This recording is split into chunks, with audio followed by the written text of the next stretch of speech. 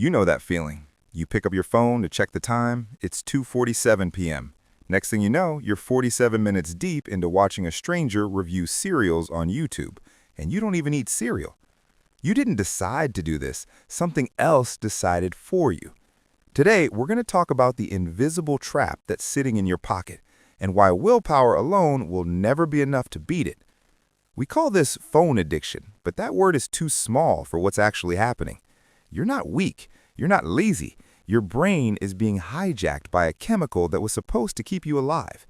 Society tells you to just put your phone down, like it's that easy, like you haven't tried that 100 times already. The guilt that comes with this cycle is exhausting.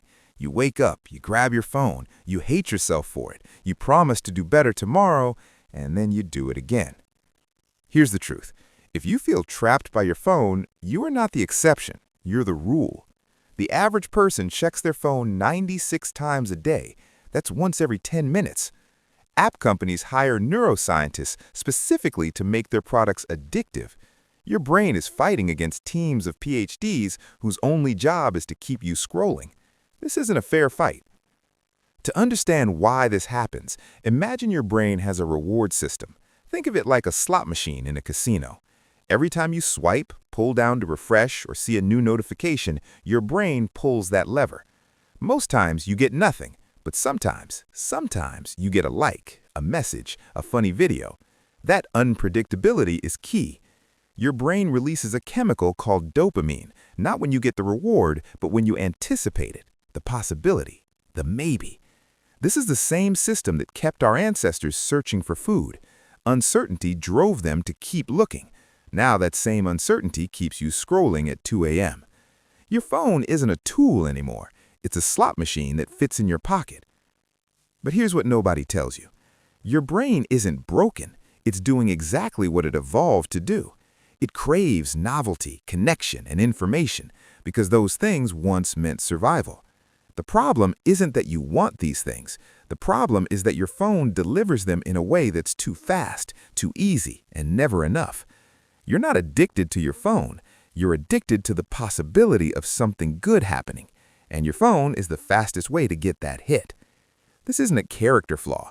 It's a biological mismatch between ancient hardware and modern software. So how do you take back control? Not with willpower, with design. Step 1. Remove the lever.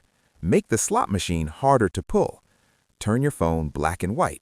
Grayscale removes the visual dopamine hit of red notifications and colorful apps. One settings change, less temptation. Step 2. Add friction. Your brain takes the path of least resistance, so add speed bumps. Keep your phone in another room. Delete the apps, not just the accounts, the apps themselves. Make scrolling require 5 steps instead of 1.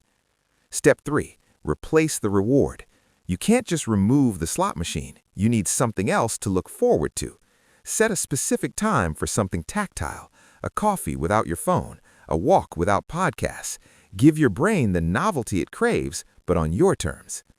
Let's put this together. Your phone isn't the enemy. Your brain isn't the enemy. The mismatch is the enemy. You don't need more discipline. You need better design. Remove the lever, add friction, replace the reward. I've created a simple one-page guide with phone settings to change and app alternatives to try. Link is in the description. If you found yourself thinking, but what if I need my phone for work? That's a different problem. We'll cover that next time. For now, try one thing. Turn on grayscale. Just for today. See what happens. Thanks for watching. Take back your attention.